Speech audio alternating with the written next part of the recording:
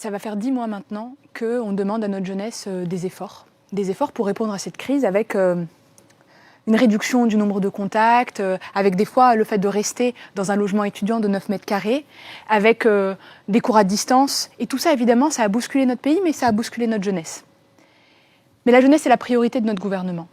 Et évidemment, moi j'ai été auditionnée par la commission d'enquête et différents travaux ont été menés. Mais on est là. On est là à différents moments et pour répondre à différents besoins. Nous avons des jeunesses en France. Et donc à chacune d'entre elles, on apporte des réponses. Pour les jeunes étudiants dont parlait Madame la députée Marie-Georges Buffet. On a d'abord apporté des aides financières parce qu'elle a raison. Il y a une situation de précarité. Et donc c'est pour ça que nous avons mis, par exemple, les restaurants universitaires à 1 euro pour permettre l'accès à l'alimentation. Nous avons aussi reconnu avec Elisabeth Borne la situation de ces jeunes qui travaillent. Et donc avec des aides particulières de 900 euros, par exemple, pour ceux qui font d'habitude du travail plutôt en intérim. Mais nous avons aussi créé un fonds de solidarité d'urgence au sein des Crous avec plus de 56 millions qui, vous savez, il ne faut pas cocher des cases. Il faut simplement dire qu'on a besoin. Mais ces aides financières, elles viennent en complément du versement des 150 euros à chaque confinement.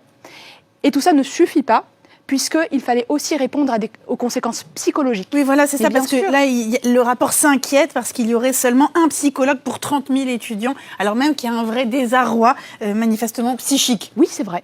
Oui, c'est vrai. Et en fait, quand on bouscule votre vie, on bouscule votre rythme quotidien, il y a des conséquences psychologiques. Et donc, ce bien-être, il faut y répondre. Évidemment, avec le ministre de la Santé, on a lancé, il y a un numéro vert, le 0800 130 000. Vraiment, moi, je dis à chaque personne qui a besoin de parler, qui a besoin d'un échange, surtout de ne pas hésiter à appeler ce numéro, parce que, vous savez, c'est important de pas rester seul. Mais moi, ce que j'ai vu à Rouen, ce que j'ai vu à Aurillac, ce que j'ai vu chez les jeunes, c'est une vraie solidarité intragénérationnelle.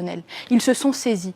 Il y a cette jeunesse qui est bousculée, mais notre jeunesse, celle-là, celle que nous avons aujourd'hui, ce n'est pas une jeunesse qui est résignée ou qui est sacrifiée. C'est une jeunesse qui, au contraire, elle a réinventé notre manière de manger, elle a inventé notre manière de consommer.